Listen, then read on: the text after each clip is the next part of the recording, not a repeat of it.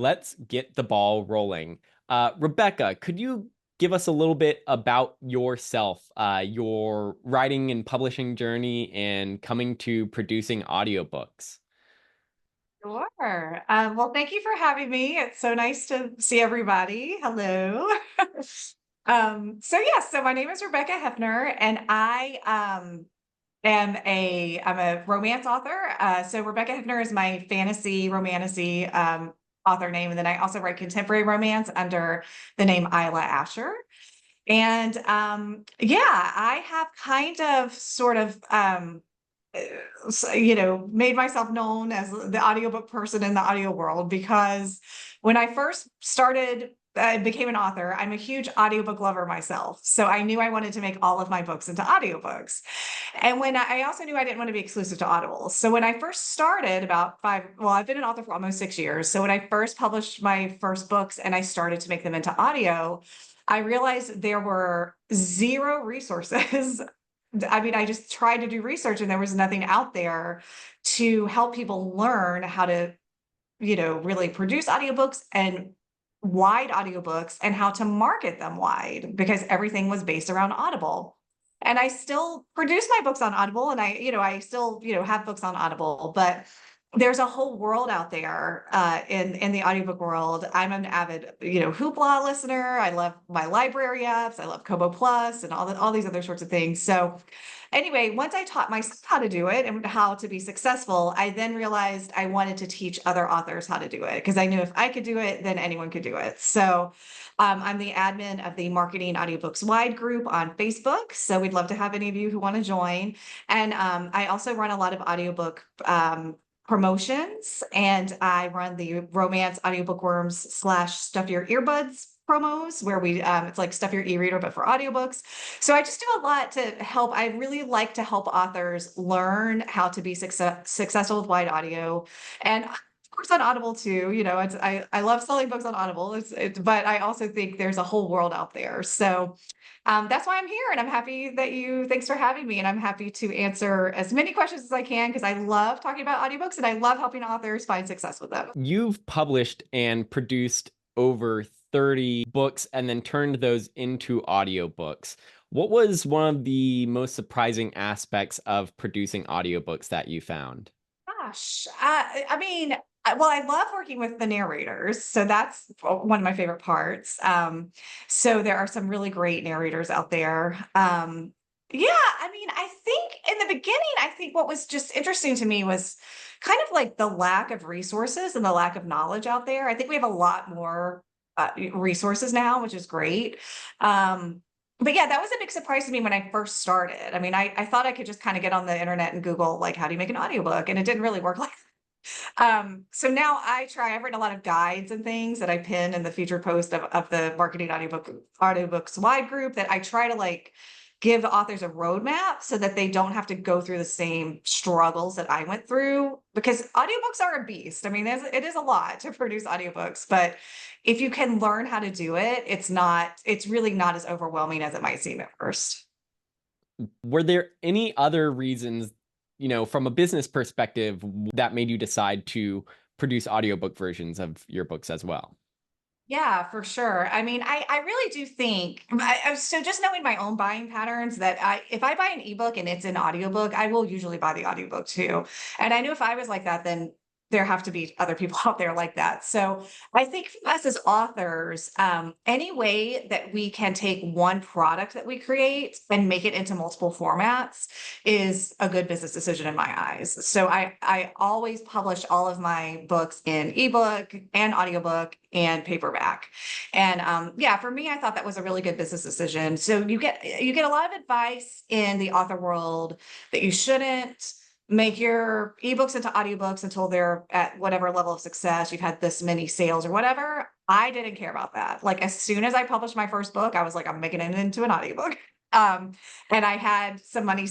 Worked in corporate America beforehand. So I had some money saved up front and I left corporate America knowing that I needed to save up a certain amount of money in order to produce audiobooks, because I wasn't going to wait to be a USA Today bestselling author like I am today. I was just going to like publish my first book and go and make it into an audiobook. And that's what I did. Just every time I published an ebook, I would hire a narrator and make it into an audiobook. And that ended up being a really good investment for me. I actually make more revenue from audiobooks than I do ebooks. So it's the biggest part of my author business. So if I hadn't done that, if I had listened to everyone's advice and waited until my ebooks, sold a bazillion copies, I would never have this stream of income that actually really keeps me afloat on the months that I don't have great ebook sales, because my audiobook sales are always fantastic. It's always interesting to hear like a contrarian perspective on where to get started, because there is a lot of advice out there for authors. And I always like to say that recommendations shouldn't be roadblocks.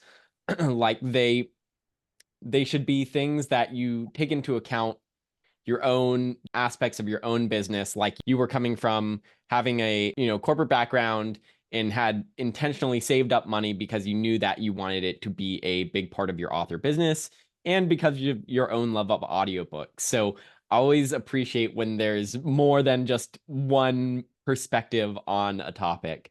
Since you knew from the outset that you were going to produce an audiobook version with every ebook that you published as well, what were some of the things that you did to prepare those books for being narrated? Was there anything special that you did, or did you simply hand the ebook off to the narrator and say, go and read this? Yeah, that's a great question. So this again is going to be, so I'm going to give a lot of advice. And again, just like you said, there's so much advice out there. So my main piece of advice I always tell authors is do whatever, like take everything that you hear and do whatever feels right in your gut, right? Because everyone's going to give you different advice. Now, for me, I don't really do a lot of editing before I send my manuscripts to my narrators. And I'm not someone who uses a ton of dialogue tags. I use some because I do think they're important. I'm not like an author who doesn't use them at all. But like, so that's the biggest thing that sort of takes a listener out of an audiobook story, is if there are too many dialogue tags. Because the narrators are so good at, if you have a solo narrator, they're good at voicing the different voices, whether it's a male character or female character. And if you have a duet narration, then it's even better, because you really know who's speaking, the male or the female. So I mean, I know a lot of authors who go through and kind of like take out all of their dialogue tags, and I know other authors like me who, since I don't use that many anyway, I don't really go through and change my manuscript for my narrators.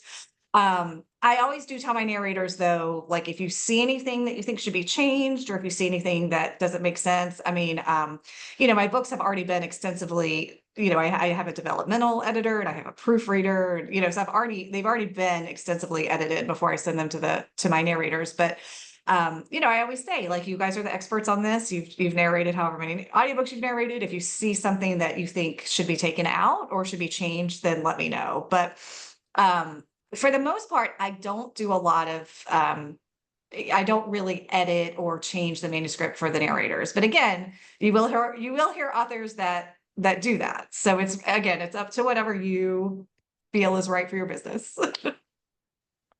And could you give us a definition of what you mean by a dialogue tag? Sure. Yeah. So when you're writing a fiction, so like it's let's say the character is Jane. So, Jane walked to the front door and she said, I don't want to open this door or whatever. But if the narrator is speaking in the female's voice, then you don't, some of the common knowledge is that you don't really need the narrator to read out the words she said. That's a dialogue tag, because that she's going to voice it in that character's voice anyway. So the listener already knows. So if you're someone who uses a lot of dialogue tags in when you write your books, then it might be something that you want to go through and see which ones you can kind of take out, because it will detract from the listener's experience if you have too many. But again, because I'm someone who doesn't use a ton of them, I usually don't go through and do that. So it's really just kind of like what your what your writing style is. So those could be things like he said, or he yelled, or he screamed, or anything along those lines that sort of tells you the way Yes. in which that person is Right. saying those words, right? Right. In regards to that, because you don't have those dialogue tags, I feel like that leans a little bit more on the narrator really understanding the conversation and the emotions behind those characters. Is there any guidance that you give to the narrators about like a conversation and say, oh, you know, actually, when they said this, it was coming out, it was supposed to come out more like this. Uh, can you go over like working with narrators in that sort of regard? Yeah, absolutely. So yeah, I'm a very hands-on, I think probably because I'm a big audiobook fan. So I am a very hands-on author when I hand over my manuscript to the narrators. And um, but just to take a step back, there are a couple of different ways you can produce audiobooks. So the way that I produce them is I pay my narrators directly. I contract with them directly. That way I retain all of my rights. So I am the rights holder of the audiobook. And then you can also sell your rights to a studio like Blue Nose Audio, Pink Flamingo, Northern Lake Audio. There are all these production companies out there. If you do that, you sell your rights to them, usually for a limited amount of time. So when that happens, you usually have less interaction with the narrators. You don't have, you're not able to kind of guide them as much as you are when you contract directly. And either option is fine. A lot of times it just depends on the author's finances because, contracting directly and paying your narrator directly does cost more, obviously, than selling your rights and having a production company produce that. But because I contract with my narrators directly, yes, I am very hands-on. And like to the point where some of my narrators are like, wow, you are really hands-on with this audiobook. And I'm like, sorry, I am a control freak, but I want it to be right. And I want it to like have the voice that I want it to have. And the narrators I work with are so great. I've worked with so many narrators now. And the thing about the narrators that I've found is that they want it to be good. They want it to be the best product that they can put out. So in the beginning, when I send them the manuscript, I always prepare a sheet of like each character traits, like each, traits each character has. I'll go through the internet and I'll find pictures of what I think the characters look like in my head, and I'll attach that as well to give them a guide of like what the characters look like. I'll compare them to different characters from other movies and things so they can visualize in their head sort of like what I'm going for. And then if it's a duet narration, I will go through the manuscript and I will label each section for which one is in the male point of view and which one is in the female point of view. I find that very helpful for my narrators. So yeah, I do a lot of preparation. And then I also make voice notes. So I will, I just make them right into my phone and I go over different pronunciations of things. I write fantasy romance, so I make up a lot of words, my poor narrators. So I go through and I give them a verbal, like a voice note. That showing them how I want each name pronounced, and I just make different voice notes about like what I want to see and how this should be in this chapter, like what the tone should be and things like that. So yeah, I think because I'm making such an investment in this project, I want it to be the right outcome the first time that I do it. And it really helps the narrators because then they're able to prep, and it makes it so much easier when they are recording the audiobook and they know what I'm looking for. So that's what I do. Yeah, I do a lot of prep to sort of help them get in the mindset and to help them with the manuscript beforehand. And then when it comes to also working with them, are they sending you a chapter at a time and then you're reviewing it and then providing them feedback? Or is it sort of like a one and done? And then give us a little bit about also how that might affect pricing a project, because I'm sure that if you're giving them a lot of edits and you might be having them redo chapters, that's going to affect how much the total cost of producing that audiobook is going to be as well. Yeah. Okay. So that's a great question. So when you contract with an audiobook narrator, you set a price beforehand called per finished hour. So for example, if my audiobook ends up being 10 hours long, and I contract with a narrator, and their rate is $300 per finished hour, then I will end up paying them $3,000, right? Because that's 100, 300 for 10 hours of work, or 10 hours of the finished project. And what that PFH, or per finished hour rate, includes is all of the edits and corrections after they do the first read through of the audiobook, so, or the first recording of the audiobook. So I usually listen to I usually proof listen to all of my audiobooks. I've started not doing that as much lately because I'm just so busy, but I really love audiobooks. So I love proof listening to my own audiobooks, and proof listening is just as important as proofreading in your ebooks, right? So narrators are human. They have what we call misspeaks. So they'll say just the wrong word here or there.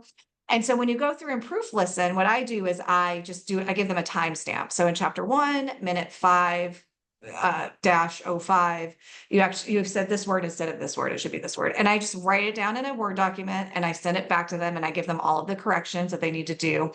And that's actually included in the per finished hour price. So they then go back and make all of those corrections, whatever they are. And then I go back through and re-listen at all of those timestamps just to make sure that everything is correct and fixed. And then from there, then it's ready to be produced. But all of that editing and fixing the errors is included in the per finished hour rate. So for anyone looking to make an audiobook, just know that all of that should be included in the PFH rate. So make sure that it is.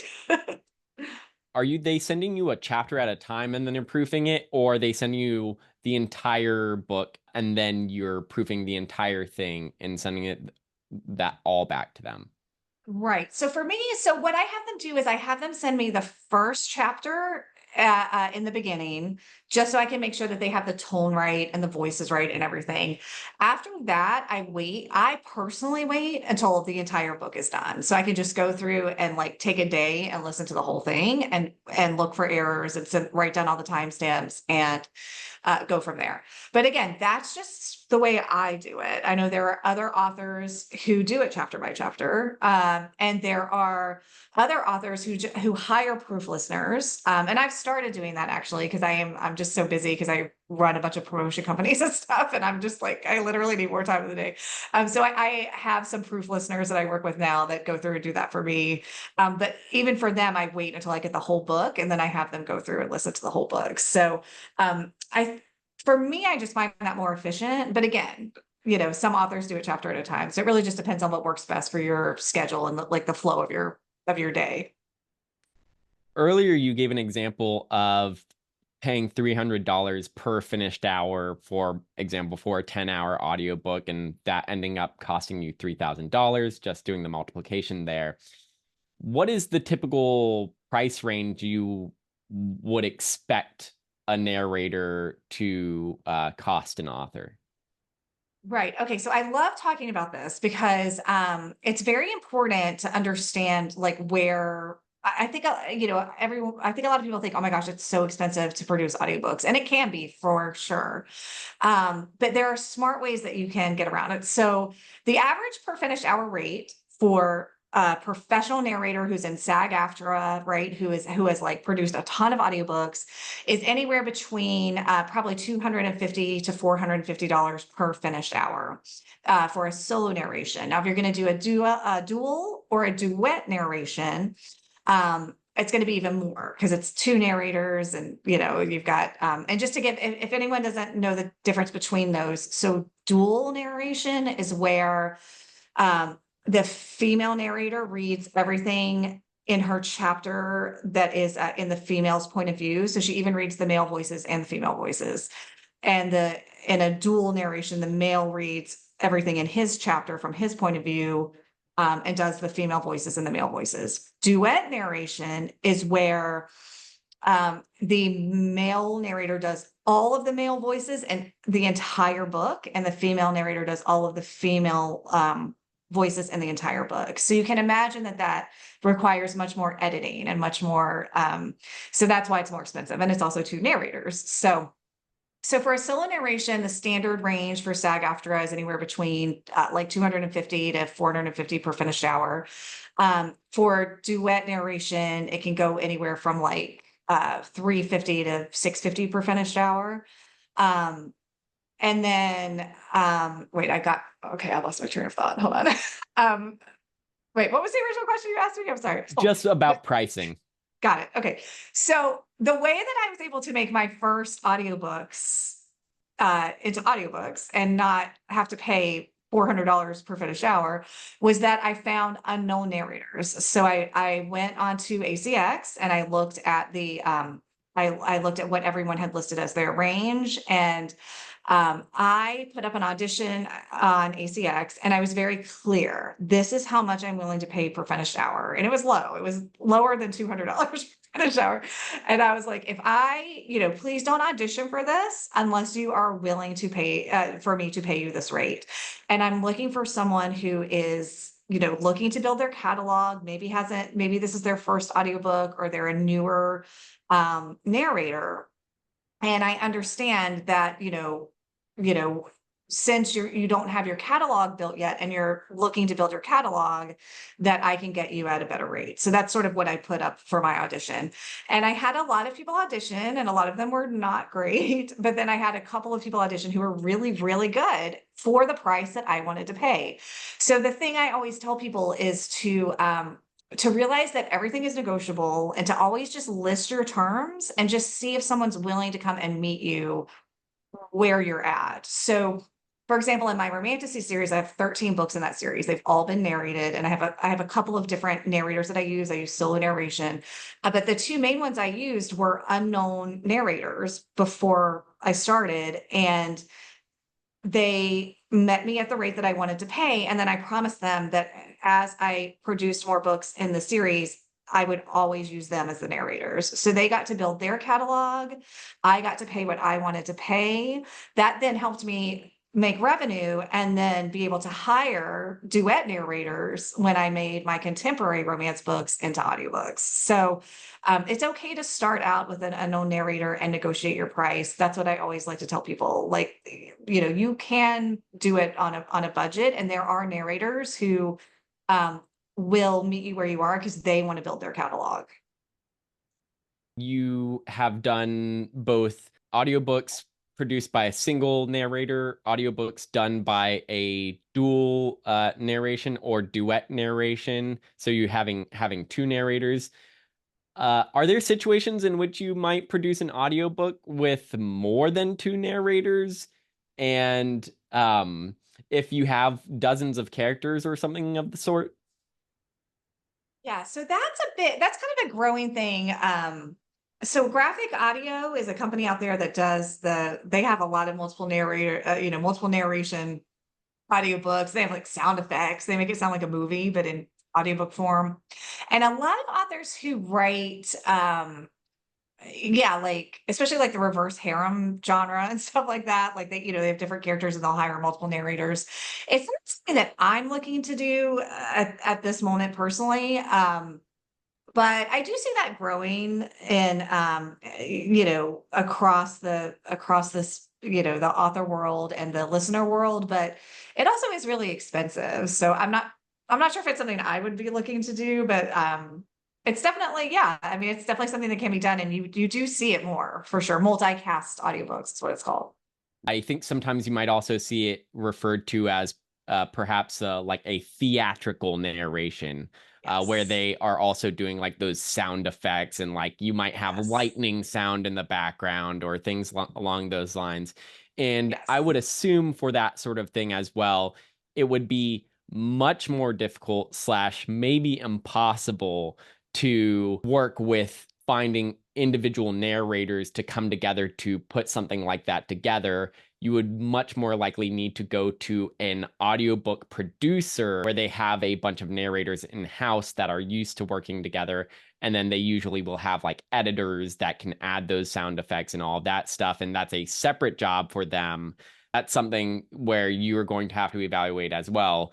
Do you want to go and find a narrator, or do you want to go and find an audiobook production house? Yes. Exactly. Is Exactly. there is there a so you've gone with finding narrators rather than going to publishing or audiobook production houses. Walk us through that decision. So for me, it was just that I wanted to retain control of my audiobooks. I wanted to retain the rights. And once I figured out how to market my own audiobooks, I understood that for me, it was much more profitable to retain the rights and market them myself, because now I know how to do it and now I know how to make money with it. And that's what I want to teach everybody else how to do. Um, but again, that also requires a big upfront investment, right? Because I have to pay the narrators upfront. So I understand why people would go with a production company. I think the biggest advantage of that is that you don't have to pay, upfront, but then you don't have the rights. The production company owns the rights of your audiobook for however long you negotiate with them. So but yeah, for me, it was important to retain control and to, teach myself how to market them and be successful with them. And yeah, I wanted to retain the rights. And because those audiobook production companies frequently are working on a royalty basis, they also want to make sure that whatever they produce is going to sell very well. And Yes. so they are also usually not willing to take on an audiobook production for a new release from an unknown author who Right. wants to produce audiobook versions of all of their ebooks. Usually those production companies will want to look at the ebooks and say like, oh, how many thousands of reviews do you have on your ebooks? Like, oh, okay, yeah, sure. We'll make an audiobook for you because we know that it will sell well. Exactly. Exactly. Yeah. So, yeah, I mean, I think for me, I mean, some of my ebooks probably wouldn't even qualify to be audiobooks with some of these production companies. But what's interesting is that I make more revenue on the audiobooks than I do on some of my ebooks. So it's, again, that's why it's like, you have to figure out what you want to do and where you want to blaze your path, and, what you want to figure out and how you want to make money as an author. And, yeah. So, I mean, I think, yeah, if you're not a candidate for a production company, and so I just like, for me, I just wanted I would never be able to give up control of my my audio rights. But I think, yeah, it's really like what is right for you in your business. So yeah. You know you're not going to go with a production company. So how do you find a narrator? You mentioned at the beginning of your journey when you were first doing this, you posted on ACX to find a narrator at a particular per finished hour. Is that what you're still doing nowadays, or how are you going about finding a narrator now? Right. So in the beginning, ACX was really the only place, because I've been an author for about 6 years. So in the beginning, it was really only ACX. Findaway Voices was just getting started back then. Um, and so, yeah, so ACX was where I found my narrators back then. As I learned more about the wide audio market and as the wide audio market grew, um, and as I just became more, sort of entrenched in helping authors with wide audio, I then met a lot of narrators. And so I sort of just kind of became entrenched in the audiobook world. And that's kind of how like some of my narrators, I just became friends with, like, meeting them in different ways. And then will ask them like, hey, I finally have a project I think is perfect for you.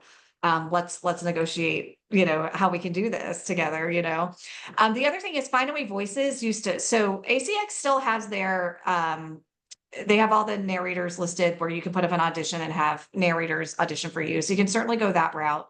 Findaway Voices used to have a narrator exchange where you could also do the same thing, and find narrators, and they closed that down maybe a year and a half ago. So in the Marketing Audiobooks Wide group that I admin, I created a narrator author connection thread that is pinned in the featured posts of the group. And we have, I think, over 100 narrators who have gone in and just written, sort of about themselves and what they like to narrate, and that they're open to working with indie authors and open to negotiating pricing with indie authors. I don't have them list their prices. I tell them, don't list your prices in the comments, just list how we can contact you and if you're willing to work with indie authors and if you're negotiable. And so a lot of authors now actually use that thread in the group to find narrators. So I've had a lot of people message me like, "Oh my gosh, I found my narrator in this thread. This is so great." So that's another place where you can find narrators, and a lot of the narrators in that thread are. You've got a lot of experienced narrators, but we also have a lot of new narrators who, again, are looking to build their catalog. So those are going to be the ones who are most negotiable, that are going to be willing to sort of, maybe give you um, a per finished hour price that would be less than someone who's more established.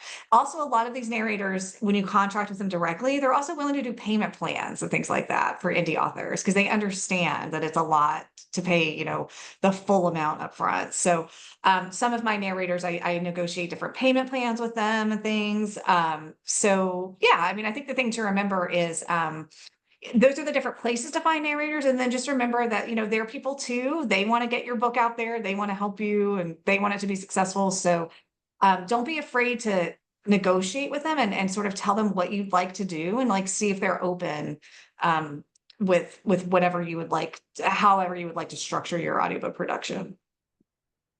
And I think one other audiobook narrator marketplace to check out would also be Authors Republic, as just another option. So you've got ACX and then the Marketing Audiobooks Wide Facebook group. So if you just go into Facebook and search Marketing Audiobooks Wide, you should be able to find that in the Facebook groups.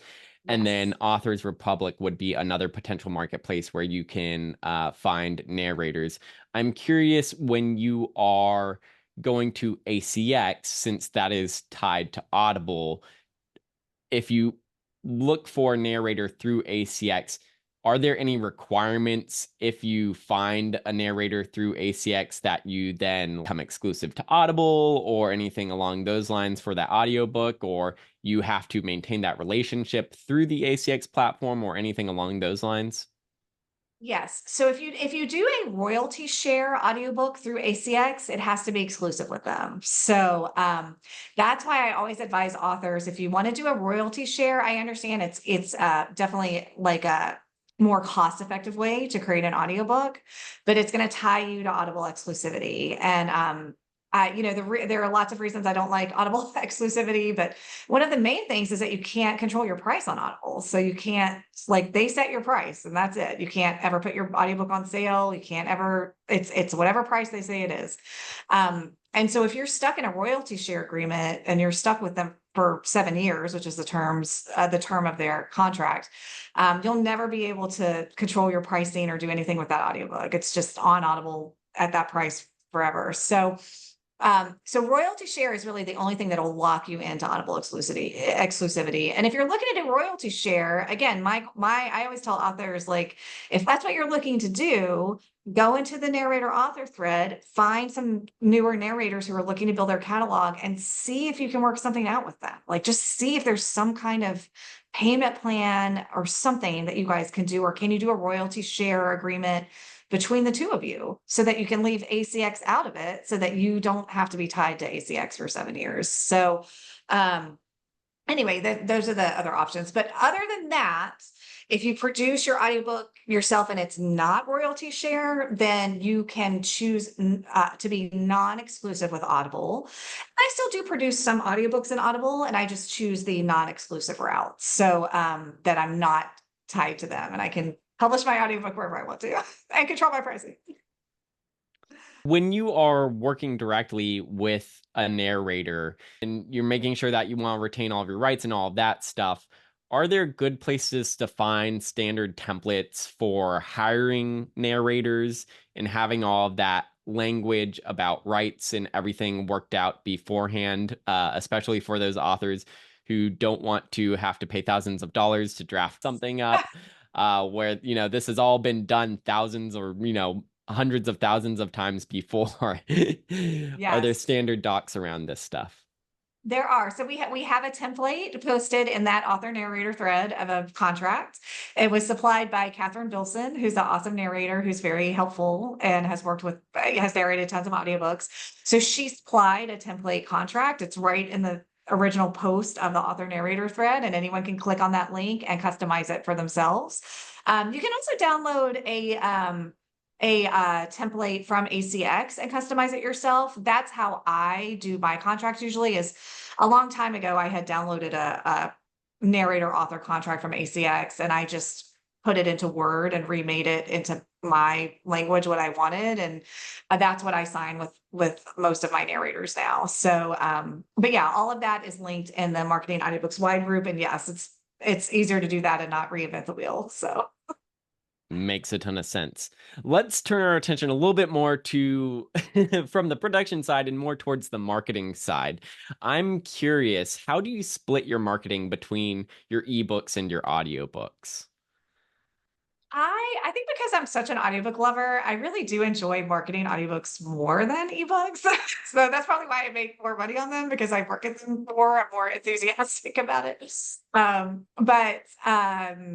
Yeah. So I mean, because I'm wide and I'm also direct. So I also sell I'm a very big believer in direct stores. I also run a company or a business called buydirectfromauthors.com. And it's just a way, it's a website and a Substack. We have a Substack and everything where we all of us who sell directly have kind of banded together to market to our readers together. Anyone is welcome to join, by the way. All the info is on the site. But anyway, so I spend a lot of time marketing audiobooks on directly and also on the retailers that I do really well on with audiobooks. So the retailers that I do very well on with audio are Chirp, Kobo and Kobo Plus, Apple through Findaway Voices or through Authors Republic if you go with them. Not the Apple version from ACX because remember that's an ACX version. You can't control your pricing. So I can't do any. So I always suppress that version and I always have the Findaway Voices version live. So Chirp, Kobo and Kobo Plus, Apple and Spotify. Those are my 4 best retailers for audio sales. And then that coupled with my own direct store, which is actually the highest revenue producing at this point, because I finally figured out Facebook ads. All of those combined together are what I focus on when I do my marketing.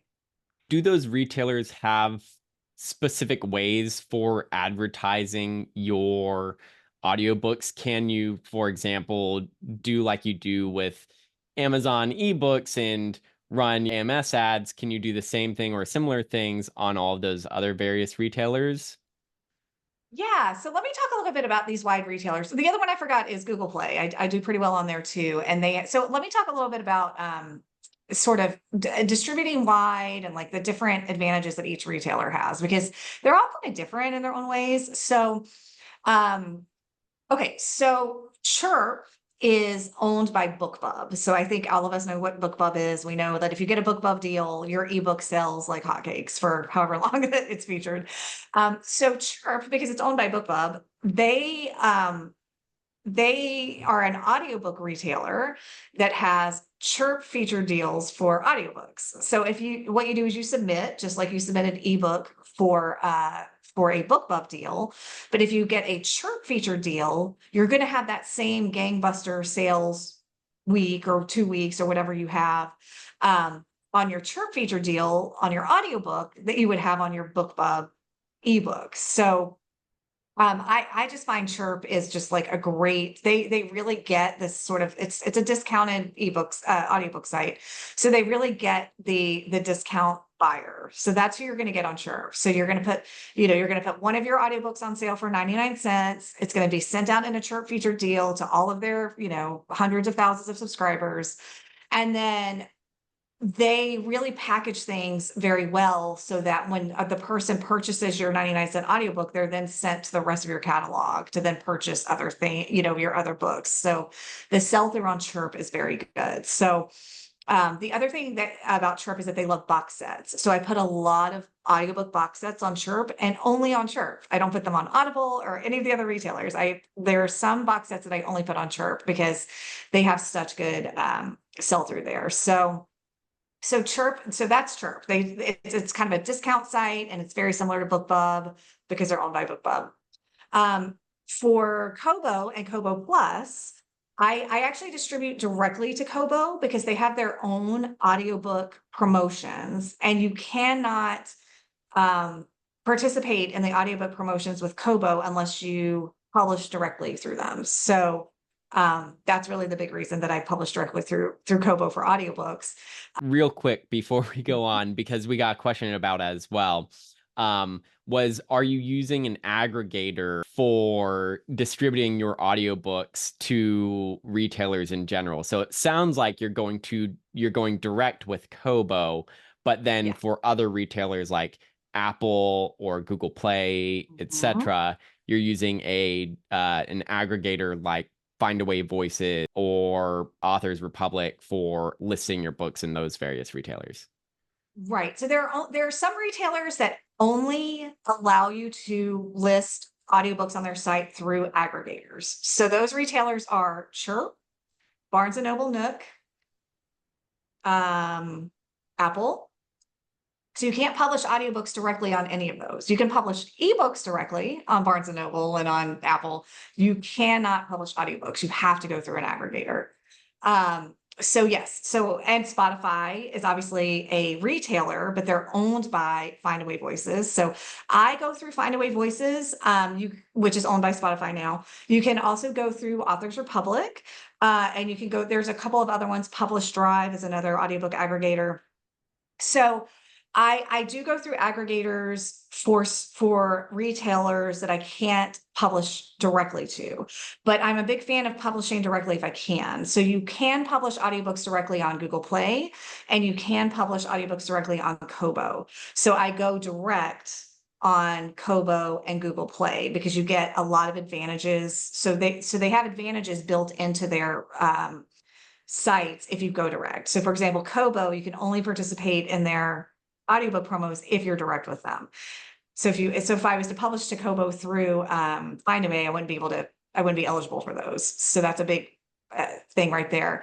On Google Play is big into series bundles. So I do really well with audiobook series bundles on Google Play. But you're not eligible to do the bundles if you go through Findaway Voices, right? So again, that's why it's better to go direct if you can. But with audiobooks, again, there are just some places where you just cannot go direct. And I work a lot with these retailers because I run a lot of audiobook promotions now. So I have contacts at all of these retailers. And I've been told by Apple and Barnes and Noble, like they're never gonna allow direct publishing of audiobooks. It's just not worth it for them. They do it for ebooks, but they want the authors to go through an aggregator. So for those, I have to. You have no choice. To switch gears back to the marketing, can you go back to the Sure. various options for how you market the books through those various retailers? Yes. Okay. So I talked about Chirp, and then Kobo. Yep. I go directly to Kobo and I do their audiobook promotions. And I think someone asked what's the difference between Kobo and Kobo Plus. So Kobo Plus is a subscription service. So it's just like being an Audible, right? You pay a monthly subscription and you listen to anything that's on the Audible Plus catalog. So Kobo Plus is the same. The listener pays it's $8 a month in the U.S. and it's all over the world, so it's different pricing wherever you live. And it's a pool, right? Just like Audible is a pool, and just like Spotify, they have their own pool thing. And so Kobo Plus is a pool. So you put your audiobooks in the pool, and anyone who listens, you get a cut of the pool. Or sometimes people just purchase audiobooks outright on Kobo. Like they're not a member, they're not a part of Kobo Plus, and so they just buy your audiobooks outright. So a lot of these retailers now have both models. A lot of them have the retail where people can buy your audiobook outright, and they also offer a pool model where people can buy a subscription and listen to audiobooks in that subscription. So you're going to get purchases both ways on a lot of retailers like that. So that's Kobo. So the way that I market my audiobooks in Kobo is I just try to remind my readers that my audiobooks are in Kobo Plus, and it's a great alternative to Audible. It's also a lot cheaper than Audible, and you get unlimited listening, which is great. Um, on Google Play, I do a lot of, again, the series bundles are what I market there. So every retailer is a little bit different, right? So on Google Play, what really sells well are series bundles. So I bundle all of my audiobooks in a series and give a discount depending upon how many they purchase. So for example, if they purchase 3, they get a 15% discount. If they purchase all 10, they get a 20% discount. So that leads to a lot of full series purchases on Google Play. And then, yeah, there are different things you can put your book on sale and do. So I run a audiobook promotion company called Indie Audiobook Deals. So the website is indieaudiobookdeals.com. And it's for anyone who has Wide Audiobooks and has a sale on one or multiple retailers. And also we accept direct store links. So if you have a direct store link, you can also put your book on sale there. If you have a book on YouTube, we let you, anything, I'm all about the wide audio and wherever anyone has their audiobooks. So I accept all of those different links, and then you can put your book on sale and promote it that way. And it's just like a free Booksy or a bargain Booksy or a fussy librarian promo, but for audiobooks. So when you put your audiobook on sale. So that's what I do a lot of. Thank you to whoever is putting the links in the chat. That's very helpful because because I feel like all of my websites are too long. So anyway, that's how I do a lot of promotion with my audiobooks, and those do very well. So yeah, it's just different sites have different types of buyers and different types of listeners that they push their stuff out to. And if you're going to be wide, you just have to you kind of learn the landscape, and you learn what works on each retailer, and you can end up doing very well on multiple wide retailers. You also sell books direct through your own website, and you're helping other authors with your own promotion websites as well to help them sell direct through their own stores. And you briefly mentioned there that you've sort of finally got Facebook ads figured out. Is that the avenue that you recommend to authors for advertising their direct audiobooks? Yes. So I started my direct sales journey back about a year and a half ago. And I have multiple pen names. I have two direct sales stores. I have one with Shopify and I have one with PayHip. So I'm very familiar with like multiple stores and what have you. And I've things, and different things do work for selling directly, but what I've found that works absolutely the best, excuse me, is Facebook ads. So, and I was someone who had only ever run traffic ads. So if you run ads to your store, you want to run sales ads, conversion ads. And I didn't know anything about that. So it took me a long time to learn how to be successful at sales ads. I mean, a really long time. And I finally gotten it, but I spent a lot of time on, if anyone wants to know how I learned, I spent a lot of time on YouTube just watching other people who do Facebook ads, Facebook ads experts. And it took me a really long time. But I personally believe where I've seen the most success on my direct store is with Facebook ads. So I personally believe, and just from my own experience, that if you're going to have a direct store, you really need to learn Facebook ads. And I'll also just give the caveat that I tried to pay someone else to do Facebook ads for me, and I lost a lot of money. It didn't work. So it's for people who are like, oh, I just don't want to do this. Like, I'm going to hire someone to do it. I get it, because I tried that because I didn't want to do it either. And the lesson that I learned from that, the very expensive lesson, was it's just, I think you just need, if you're going to go down that road and make that investment, you need to just teach yourself how to do it. And it's so much easier said than done. Believe me, I know it was excruciating for me to learn, but it was such a good investment in my business, because now I believe by the end of this year, my direct store will end up being my highest revenue. And from there, I think it'll end up being the vast majority of my business going into next year. And that's so great because I don't have to pay a cut to retailers, So I'm not going to take my books off of other retailers. Obviously, I'm going to leave them there for visibility and still market on them and things like that. But if you can figure out direct sales, then you really are setting yourself up for success, because you have all that customer's information, you have their email address, and you don't have to give a cut to a retailer. So it can really be profitable, but it just takes a lot. It is, direct selling is a beast. So that when I help other authors with it, I just tell them my story. Like, it wasn't easy for me, and it's not going to be it's not going to be like you open a store and you're, but if you could stick with it and make the investment in yourself and make the time investment to learn things, it can really end up being very profitable. So we don't have time to do a whole Facebook ads course here. But what would be some of your top tips for authors who are getting started with Facebook ads, or like things that you discovered along that journey? And again, not looking for like a really in-depth Right. thing here, because we don't have a ton of time left for this conversation. There are definitely other questions I want to get to, but what are some of those just general tips for authors that you learned?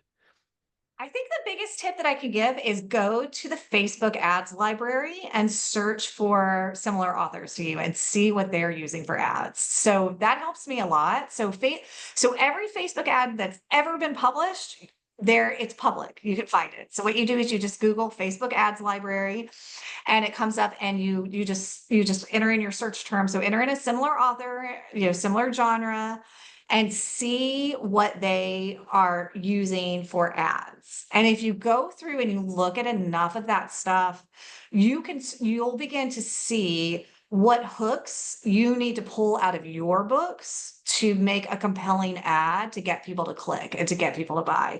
So that's the biggest thing that I do. I spend a lot of time just browsing the Facebook ads library and seeing what other authors are using in their ads. Then I go back to my manuscript and I think, okay, what's a good hook? Like the hook, like there's a lot of enemies to lovers ads out there. So where are the good enemies to lovers hooks in my manuscript that I could pull out? And then I'll go through and like pull out a scene that I think is like, this is a really good one. And then I make my reel or I make my web graphic. And I use that as the ad copy, sort of that enemies to lovers scene. And that's really what I do. Like I just go through and see what other authors are using. And it's there, it's public, and why reinvent the wheel, right? And the other thing that I've seen mentioned sometimes by just people who are talking about running Facebook ads and stuff like that, you mentioned going to that Facebook ads library and just seeing what kinds of ads other authors are running, but you can also see the time that they started running those ads and are they still active. If you see an ad that has been running for a really long time and is still active, then that means that ad is performing very well for that author. Those would be the ones that you would probably want to get inspiration from when you're designing your own ads and thinking about the Yes. copy and the graphics and all of that stuff. And so you Yes. mentioned getting inspiration from those other ads for that ad copy. When it comes to the graphics for the Facebook ads, I think that a lot of people also struggle here. Is that something that you're doing yourself, or is that something that you are outsourcing? I'm doing it myself because again, once I lost money on hiring someone else, I decided that I was not going to do that anymore, and I was going to just teach myself how to do everything from A to Z, which was a daunting decision because it's like a lot, right? But so I make everything in Canva, and I make everything very simple. I used to make a like video. I used to go through and find stock videos and whatever. I don't do that anymore. I just I just find a picture of a handsome man. And I like that's what works. And I find a still picture because it's so much faster for me to make reels that way. And what I do is I just use the same picture in every reel, or sorry, in every frame. And then I just have a sentence that's an excerpt in each. So they're usually about 10 to 15 frames long. It's the same dude, it's in a still position. You're talking about those carousel ads on Facebook, right? The ones where it's multiple images and each image has its own copy. Uh, No. no, you're talking about a real, so it's a video. Yes, it's a Okay, got it. video. It's Okay. a video, but the only thing that's actually changing in the video is the text. It's an excerpt from my manuscript, and it's one sentence of the excerpt every 2 seconds. So the background picture stays the same. It's hot dude, and then it's the video plays for about 30 seconds, and it's just every about 2 to 2.5 seconds you get a new sentence. So what happens is as the person's scrolling on Facebook, this shows up as a reel for them, and they're drawn in because there's a handsome guy, and then all of a sudden they start reading it, and they're reading more of it, and they're reading more of it, and then they go, oh my gosh, this is really good, like I'd like to read more. So then they click on it, and that takes you to your landing page on Shopify or PayHip, whatever you have your store.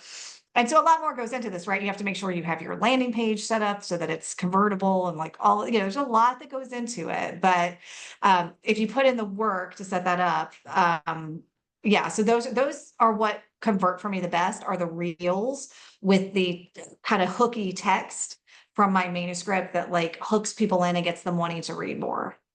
And did you test out just doing image ads against doing videos and you just found that the videos worked out better for you? Yes, I still do some still image ads. So I set up an ad set where I usually have about 3 to 5 reels running, and then I still usually have 2 to 3 still image ads because those are good for mining in people that like. Some people will click on a still image and then your pixel remembers that, and then they'll show them the reel later. So I found that it's always good to still have some still image ads that are compelling, like maybe tropes, showing what your books are and different things like that. So I always still have some still image ads, but they don't really convert into sales. They're more of a mining opportunity for those people who click on them, that the pixel then goes back and shows them the reel. And that's when they really those are the ones that convert. Those are the ones that really get people drawn in to click and go, you know what? I want to read more. I'm going to buy this right now. And is there any audio to those video ads? Yes. So you have to make sure you don't use audio that's been, copywritten, right? So I can't use like a Taylor Swift song. I think others do that, but that's really violating copyright.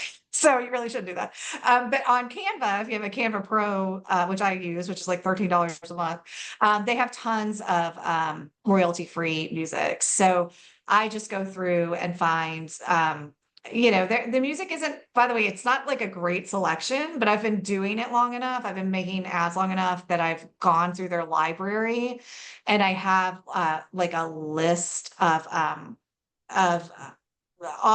musicians that I've cultivated that work well for the themes, like this atmosphere of my books. So I just use those 6 artists, So I would suggest for anyone who uses Canva, like just go through and spend some time in their music library, find some artists that like represent your sort of the theme of your book, and then I just use those over and over. And then yeah, so I just some music in the background that I put behind the video. Awesome.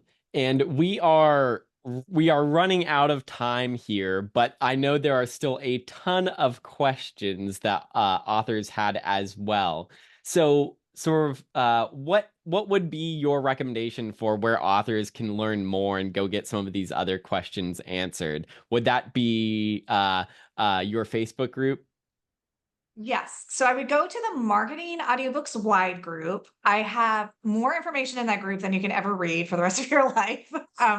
Because as I said, my goal is to help authors feel comfortable going wide with audio. I think, we have a real chance to find success that way and to like sort of take back control where we're able to control our pricing and do all of these things. So it's yes, it's Marketing Audiobooks Wide. Thank you for whoever put that in the comments. So if you go into the featured posts of Marketing Audiobooks Wide, I've created a knowledge library. So it's similar if you're in the Wide for the Win group, they have like the tree of wisdom. So I have a knowledge library and it has tons of resources you can download. I wrote a free guide that talks about different distribution, like I talked about here.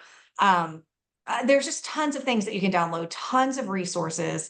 And then also in the files section of the group, I have a lot of webinars like this one here. I did a webinar on direct selling. There's a link to that in the files section, all sorts of stuff. So my advice would be, I see a lot of the questions that you guys are asking in the chat, and like the vast majority of those are answered in the featured posts and in the file section of the Marketing Audiobooks Wide group. So definitely go there and dive into all that stuff. And then I'm always able, like people can always like reach out to me. My info is all over that group, like my email and my everything. So people can reach out to me anytime. Awesome. Thank you so much for being available to answer everyone's questions and coming to chat with us today. If anyone has any questions for me as well, you can always reach out to me, Evan at storyoriginApp.com. And thank you everyone else for coming and hanging out today. And we'll look forward to seeing you in the next one.